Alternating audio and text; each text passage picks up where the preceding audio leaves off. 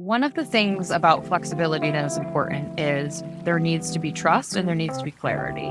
So everyone involved needs to understand what is expected of one another, and then you build the policy around that. The policy itself needs to be open and inclusive enough to allow people to use it the way that they need to.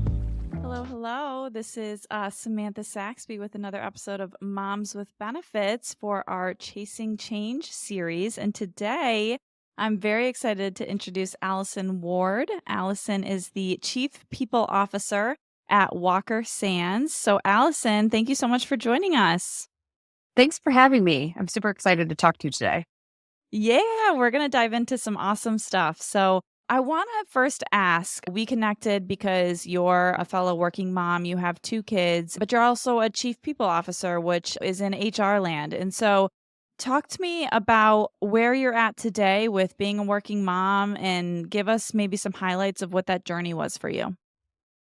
Yeah, absolutely. So I am a working mom. I have two kids. I like to say that I'm now a veteran working mom, although my daughter is only 7.5.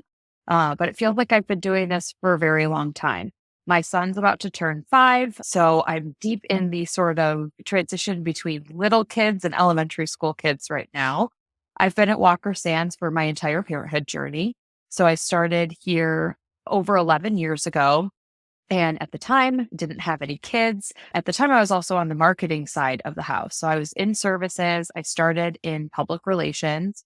And so my job at the time was to work as one of the people I now service in my role as chief people officer. So I think I've had a unique experience, not only through working motherhood, but also just into the role as I have it today. So, about 8 years ago, I was pregnant and expecting my first child. And Walker Sands at the time was a smaller agency than we are today. Today, we have a very sophisticated corporate function. At the time, we had a very small and lean corporate function and really no formal HR as we think of it today. So, as I was preparing to put together a leave plan and to figure out what that looked like, I started to do a lot of research and I started to talk to a lot of moms that had been in my shoes before. I started reading books. At the time, I had a friend who was connected personally with Lauren Smith Brody, who now has a book on the fourth trimester. So, if you haven't read that, I highly recommend it. But she was pre-launching that book actually at the time. So I had a conversation with her and just gathered a bunch of advice. And so I worked through this journey somewhat on my own. And now today in my role, I'm privileged enough to be able to have an ERG at work where we can support people in their journey into working parenthood and all kinds of resources, paid leave that we didn't have at the time. And so I've had sort of an interesting journey to get to where I am today. Wow, so that sounds like really quite a successful journey you've had for, if you've been there over 10 years, you said, from pre-parenthood transitioning to being a parent while you're working there. And so it sounds like there was an evolution of benefits, an evolution of HR, an evolution from your career perspective, from transitioning to marketing to HR. So I feel like there's a lot of insights to be gained here because it sounds like Walker Sands is an organization that was able to evolve as their employees' needs evolved and being able to retain you for that long through, massive transitions in one's life is really, really inspiring and powerful. And so let's dig into that. As the chief people officer, what's your take on family friendly policies? Like, what are family friendly policies? Yeah, to me, a family friendly policy is not necessarily specific just to those people who have families. So I think, generally speaking, flexibility is something that applies to every single person within the workforce. And that's our philosophy when we put these policies together. It's kind of a rising tide lifts all ships, if you will. And that's what I've learned in my journey, because at the beginning, when I started talking to the leaders at my organization, they were, first of all, very open to the conversation, which I realize is a privilege that I had. And that is how they were able to evolve. We've always been a really open organization, and we've always done a lot of listening to our employees and their needs.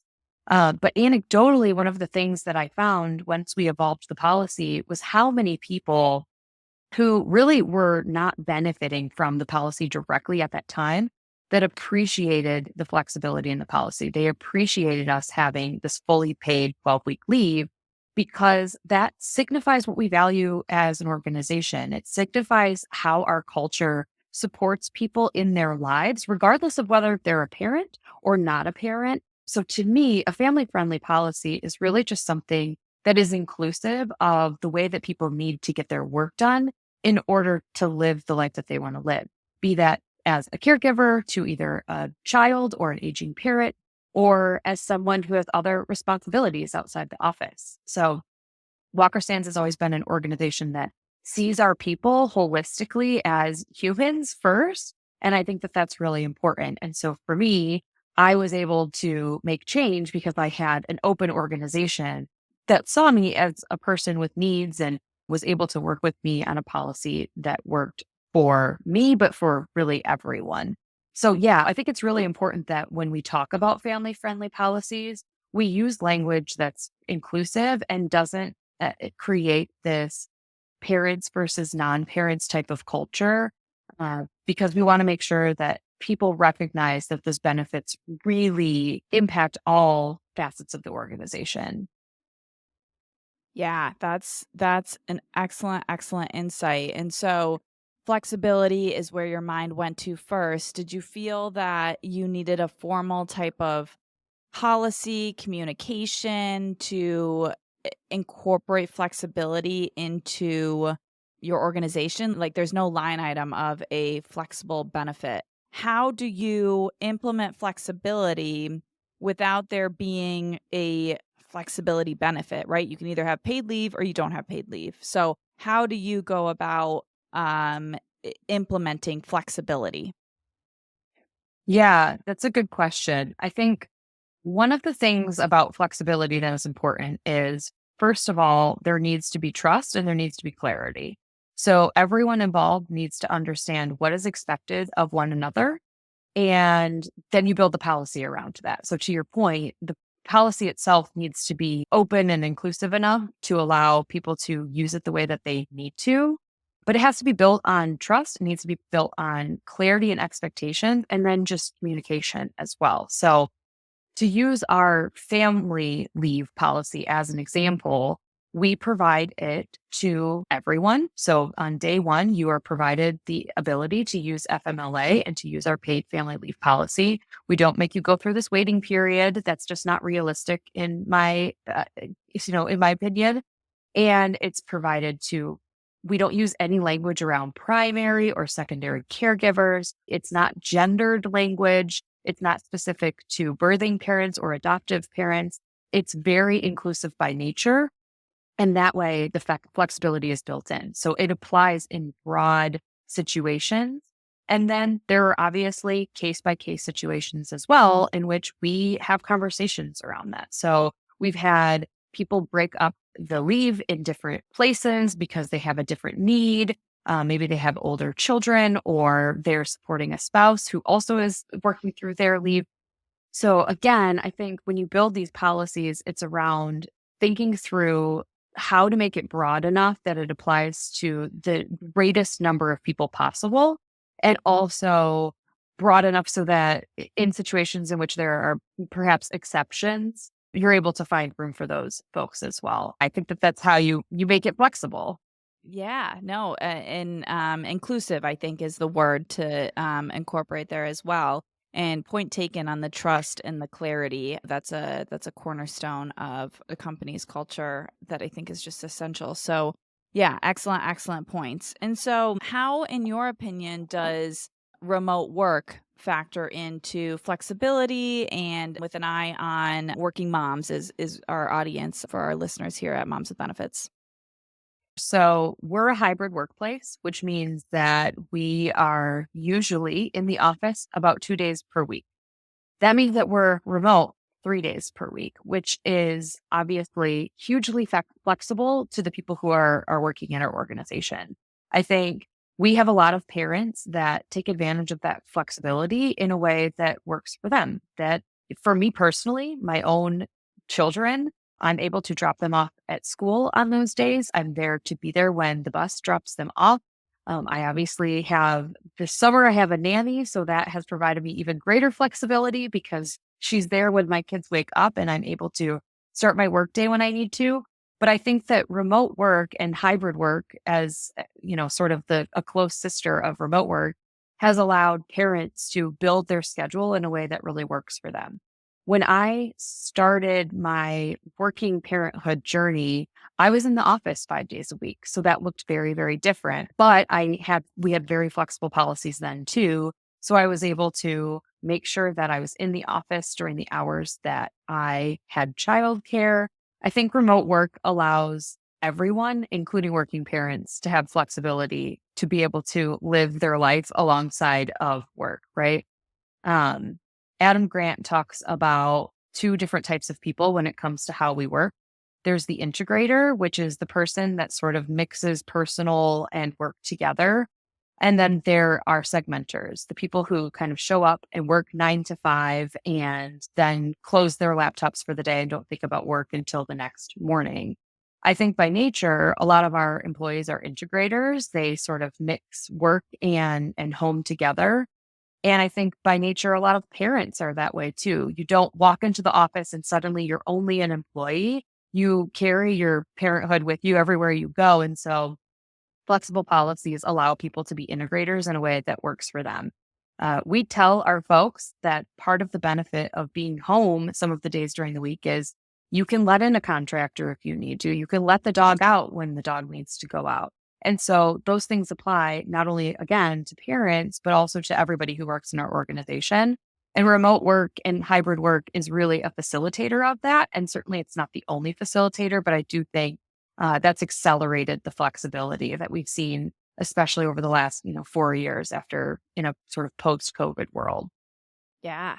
Yeah. And so when we think about family friendly policies, I heard flexibility, and that's reflective in a inclusive paid leave policy as well as remote or hybrid work. Are there other large benefits or resources that you would incorporate into family friendly policies?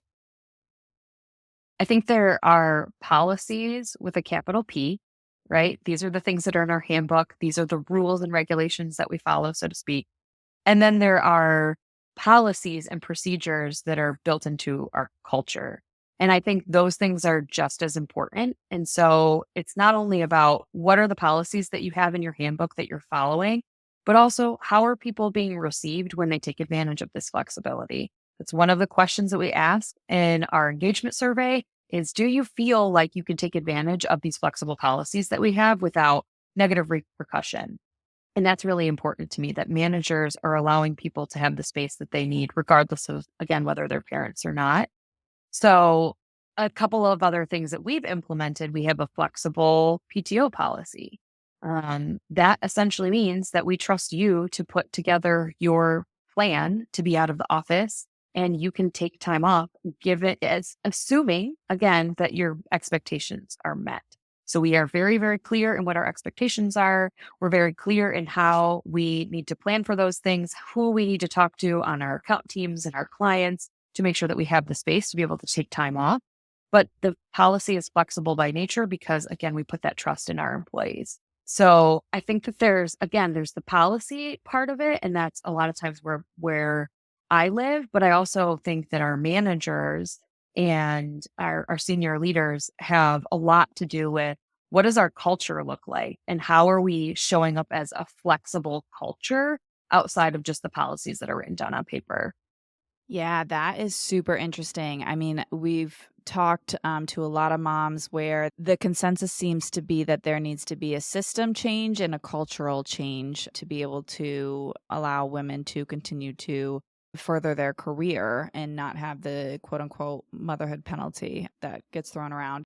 I'm really curious. I heard you say that I'm not sure if you used executive leadership, but leaders at an organization have an opportunity to influence the culture.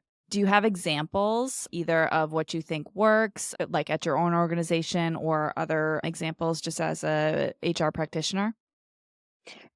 Yeah, I think first of all, one of the things that's really important is you talk about the motherhood penalty.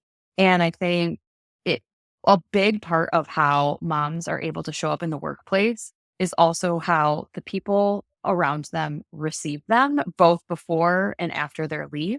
The men in our organization have a big role to play in this as well. And I think we've been lucky because our senior leaders who are men, those that are fathers and those that aren't fathers, they recognize that as well. And they want to make sure that they are making space for moms to transition back into the workplace the way that they need to. I've seen a lot of our dads take advantage of the policy too. And I think that does so much to set apart. This isn't a policy just for moms, which is, by the way, part of the reason we don't use any of that sort of antiquated primary or secondary caregiver, because you're starting to see a cultural shift, not only within our organization, but just I think societally and more broadly, that dads are part of this journey too. And that dads need to also have the time and the space to take care of their family, to bond with their children, to transition back into working parenthood. We don't often ask dads, how are you a working dad? Like, how do you make that work? It's just not something that societally we ask. And I think that you're starting to see that shift. And so, to your point about mom saying there needs to be a shift in the systems and there needs to be a shift in the culture, frankly, the system stuff is fairly easy. I mean, we can tweak our policies and put them out. It's the culture stuff that's really, really hard. And that takes time. And it takes a lot of people paying attention to it and making sure that it's going well and not just the moms and the receivers of the policy and the users of the policy. It takes really everyone. So, yeah, I think you're starting to see sort of an interesting shift. And, as a millennial, I see all these stats about millennial dads and how they're spending 3 times more time with their kids than their parents. And it makes me really proud of this generation of dads to see that shift happen. And it makes me proud to see the dads that we work with being super supportive of the journey of everybody within our organization and making sure that the culture shift is there too. Yeah, I couldn't agree more with that sentiment. And I think it's reflective in a lot of the language that I use with moms. And so it's interesting when we do free consultations with our motherhood financial coaches. Oftentimes, folks are coming to us and moms are coming to us asking about their maternity leave rights. And typically, you mentioned it, not using primary or secondary caregiving language and more gender neutral language. And so it's more family bonding policies that are inclusive to adoption. So it's just really interesting how language is important in the sense that it reflects, I think, culture. Yeah, I mean, we're a marketing agency, so we very much believe that packaging matters. We very much believe in the branding and the language that you use and making sure that your messaging reflects the sentiment of what you're trying to convey. And so we pay a lot of attention to those types of things when we're writing the policies, but we also pay attention to that in the training of our managers, the training of the people who are going to be supporting folks as they're preparing for leave or returning from leave, because we want to make sure that everybody is being inclusive with the way that they are speaking about a leave or speaking about accommodations that maybe need to be made during the transition period. And whether it's with schedules or physical location or what have you, language definitely matters. As a communications major and graduate, I would say that communications really matters. Yeah, and I think I love your background of marketing now that you're, in the HR world because I do feel like HR can be the keeper of the company's brand. And so to have you have that marketing lens on your role, I think is super powerful. So you're in an HR role and say somebody's listening that says, I want X benefit. I want childcare assistance. I want paid leave. And what would you say their first step should be in advocating for that benefit? Yeah, that's a great question. And one of the things that, as a kind of a side note, I find interesting, I talk about paid leave a lot on LinkedIn. That's how you and I became connected in the first place. And I have people reach out to me and ask me that question. They ask me for advice. Hey, I'm a mid level manager or I'm XYZ product person. How do I go about making change within my organization? I think that there are several things that I've found to be effective. And certainly every organization is different, every person is different, and every relationship is different. But generally speaking, my advice to people is to, first of all, build community within the organization. The people within your organization who have either done this previously or have been somewhere else and had taken advantage of these policies. So, in the case of a new mom who's expecting for the first time, find someone within your network, even if they're not at your organization, who has done it before, because it's much easier to advocate with the benefit of hindsight. And when you're a new mom, you don't have the benefit of hindsight until you're postpartum, right? And so find someone who's done it before and start talking to them about their journey, their key learnings, the things they wish they had known. And that way you can start to kind of craft this narrative. Also, look for someone who is in a position of power to advocate. You may not have formal HR. In my case, I didn't have formal HR. I did have a COO who was a mother. She had gone through 2 different leaves in her previous company. And so she had the benefit of hindsight. Again, she was a very open and transparent type of person. I had psychological safety with her, but find someone who can advocate, even if it's not the decision maker, someone who has access to the decision maker and have a conversation with that person. And I think also be specific in your ask. I think it's really, really hard for someone to meet you where you're at if you're not specific. If you just say the policy needs to be better, better is very subjective. What does that mean? What needs to be better about it? When I went through the experience of advocating for a different policy, part of my point was it's not just about the policy itself and how many weeks are paid and unpaid. It's also what are the resources we're providing to people who are going out on leaves and their managers so that they can plan for it. What are the resources we're providing people when they come back from leave so that they can re-onboard in a way that's really effective and we can catch them up on everything that's happened that they need to know about and none of the stuff that happened that they don't need to know about. And so I made it very holistic in my thinking. I didn't just say the policy needs to be better. Let's talk about the policy. I thought about the end-to-end experience and how I wanted people to feel, both the people that were going out on leave and their teammates. I wanted everyone to feel supported. And so I think that's an important piece of it too, is thinking about the experience and also just being really specific in your ask of what you're looking to accomplish. I think that's very, very important. Yeah, excellent. Excellent insights there. What is the business case for enacting a paid leave policy with, I think, an eye on the holistic resources of pre-leave and post-leave resources? Yeah. So the obvious one is retention, right? I don't have the stats. I'm sure you have the stats on what percentage of people who are working in the United States are parents, right? So they're going to be parents, they're going to work. So you want them to stay at your organization. And it's very expensive, as we know, to replace those people. A lot of historical knowledge goes out the door. And then just anecdotally, I always say that moms are superheroes. They figure out a way to prioritize, and those are the type of people that you want within your organization. And so the business case is you keep them in your organization if you have flexible and inclusive policies. The other business case for it, besides those literal people who are using the policy, it's something that we touched on earlier when we talk about marketing. This is part of your employer brand. It signifies to the people who work within your organization and the people who are considering working for your organization what your culture is like, what you value, that you do see people as whole people, that you do want to provide them with an excellent experience because you spend a lot of your time at work, but you also are working so that you can live your life outside of. And so I think it's a really important piece of employer branding to be able to say, we care about your life journey and we want to support you throughout that. And so that's one of the business cases for it as well. A sort of secondary and surprising benefit that I think I learned throughout my career is that there's also a business case for the folks that surround the people who take advantage of leave.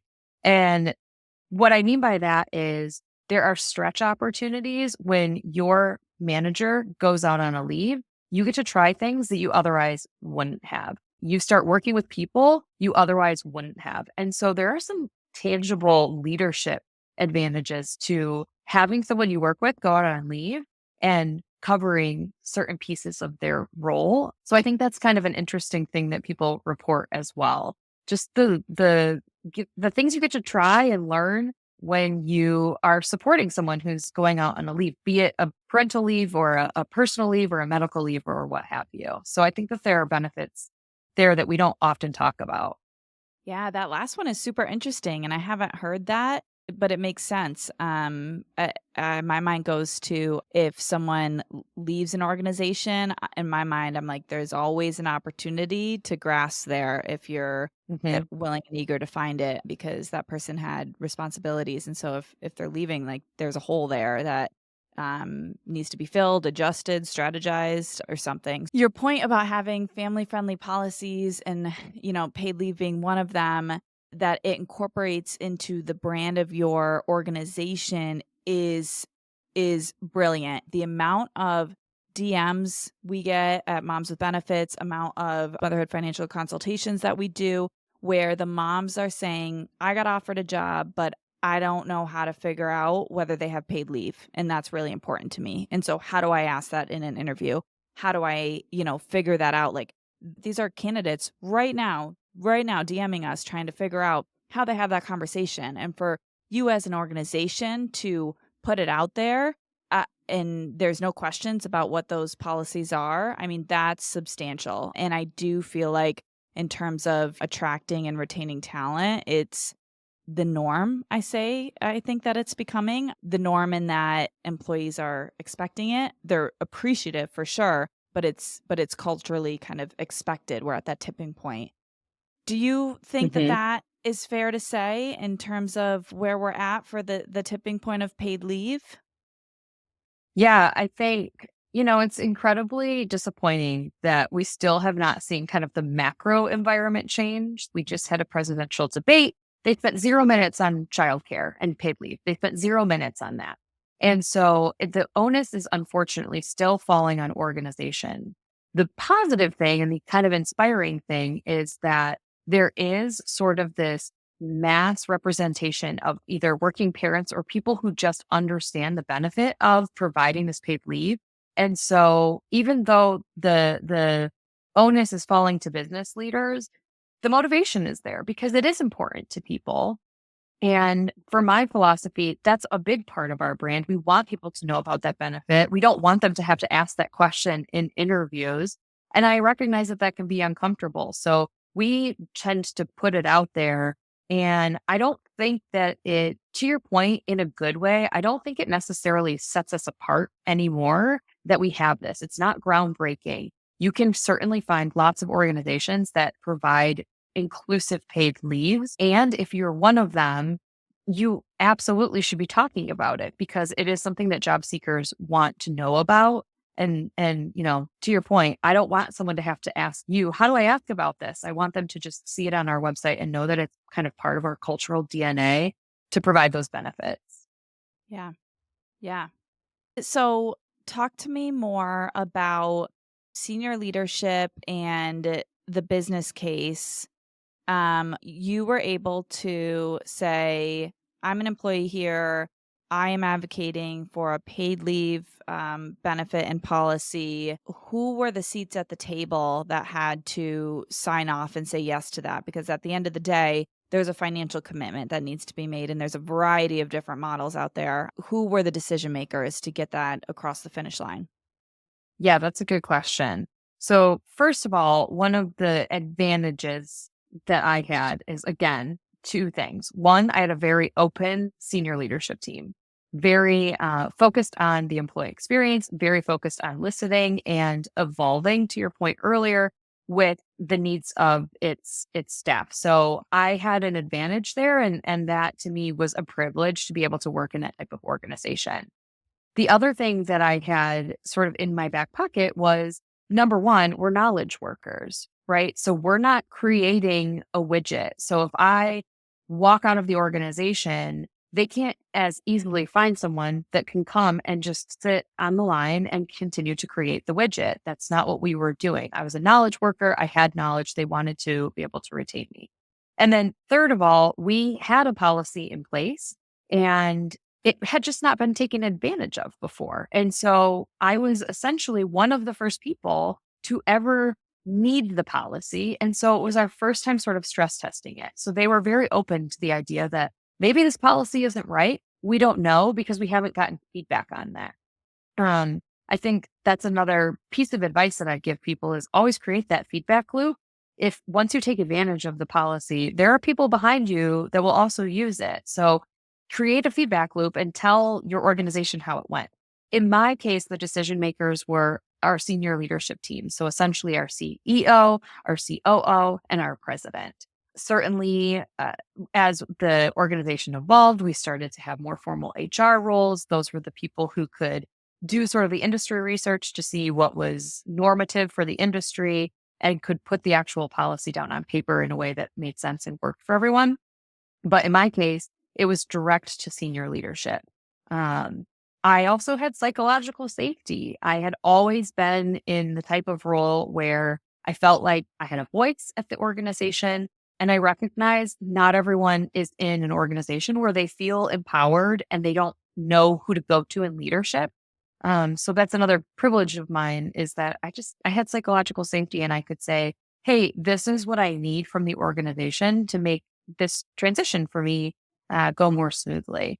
So the decision makers are always going to look a little bit different depending on the size of the organization, the maturity of the organization, the maturity of the function.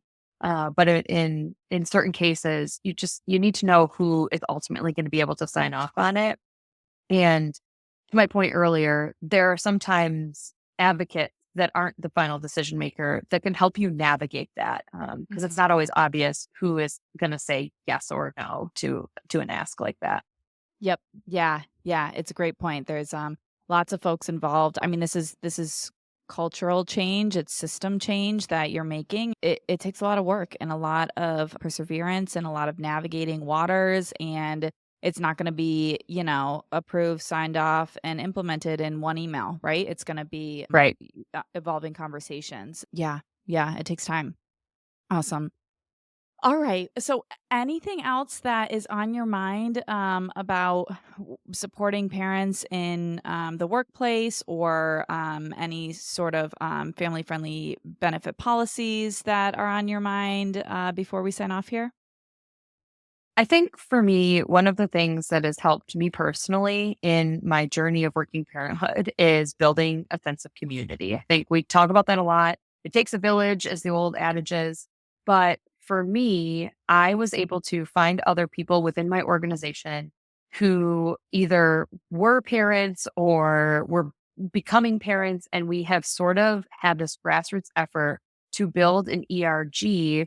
And today it exists as a sort of a community. There's certainly resources that get exchanged from time to time. We will bring in an expert and things of that nature. But more than anything, I think the biggest thing when you are looking to go out on a leave is find the other people who have been there. And so whether that's within your organization or outside of, a sense of community is going to make you feel like, first of all, you're not alone. There have been many people before you who have had children and decided to go back to paid work. There will be many people after you, but I think there is just this sense of camaraderie and building your own community, I think is really important. And that is what has ultimately led to a lot of my job satisfaction is having people that I can connect with that are going through the same struggles, that can vent to me about potty training, that can talk to me about summer camp scheduling and all of those things that you just go through as a working parent. So my advice to everyone is build that community. Again, if it's within your organization, great. And if it's outside of, that's great too. You just need to find the people that you really can rely on and you can have in your corner as your own sort of board of directors as you navigate it. Because it's a lot to navigate and none of us have the answers, but I think, together we kind of figure it out. Yeah, together we are stronger for sure. So, excellent, excellent insight there. Thank you so much, Allison, for joining us and for all the insight and for all the work I think in the movement forward you've been able to enact for parents and every employee at your organization and everybody else that I'm sure you've inspired along the way. So really, really appreciate you sharing a little bit about your journey today with us. Thanks for having me. This was a great conversation, and I really appreciate the opportunity.